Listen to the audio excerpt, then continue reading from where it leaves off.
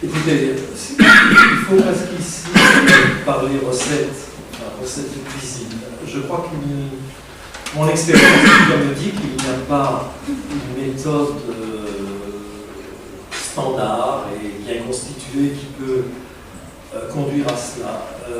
L'expérience donc me dit qu'il faut en quelque sorte lire le texte en le remettant un peu en question, mais ce n'est pas une très bonne expression, je dirais. Il faut se laisser intriguer par le texte. C'est ce qui est arrivé avec Proust. Et c'est pas seulement le texte, mais c'est aussi la critique. C'est un cas un peu spécial. Donc je me suis intéressé à un personnage, Albertine, en me disant mais pourquoi est-ce que la critique n'en parle presque jamais? Pourquoi est-ce qu'elle n'aime pas ce personnage? Pourquoi est-ce qu'on en parle que négativement, etc. Alors qu'elle a une place énorme dans le roman, à un certain endroit en tout cas, à certains endroits. Donc voilà, j'ai tiré sur un fil, je ne vais pas développer, là, je pense. Alors, je vois par exemple qu'un critique actuel de Stendhal, qui fait vraiment tout autre chose que ce que je fais, mais attire mon attention sur un truc très intéressant. Chez Stendhal, très souvent, ce qui va arriver est prédit. Donc, le personnage, je travaille beaucoup au fond sur les personnages, je crois qu'il faut dire ça. Le personnage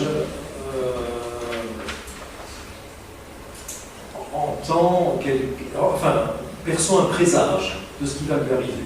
Fabrice de Dango, dans La chanteuse de Parme, tout au début, rencontre la petite Clélia, elle a 12 ans, elle sera sa maîtresse à la fin du roman, mais elle a 12 ans à ce moment-là, elle est très belle, et il la regarde, il l'aide à monter en voiture, le coquin, et il dit ça ferait une charmante compagne de prison. Donc nous savons ce qui va arriver. Il y a plein de ça dans Stendhal, et je suis sûr que ça touche au social, ça touche à la question du déterminisme, mais peut-être pas comme on croit. Donc vous voyez, je prends deux exemples très différents de ce que j'appellerais presque des incongruités du texte, qui sont souvent de bonnes pistes pour le mettre en contradiction avec lui-même. Je ne peux pas dire beaucoup plus. Et de nouveau, avec Stendhal, je m'intéresse à un personnage féminin, précisément dans La chanteuse de Parme, elle s'appelle Clélia. Oui, je viens de le dire, je viens de parler. Elle va jouer un très grand rôle, mais elle est toujours comme effacée par l'écrivain. On parle très peu d'elle d'une certaine façon.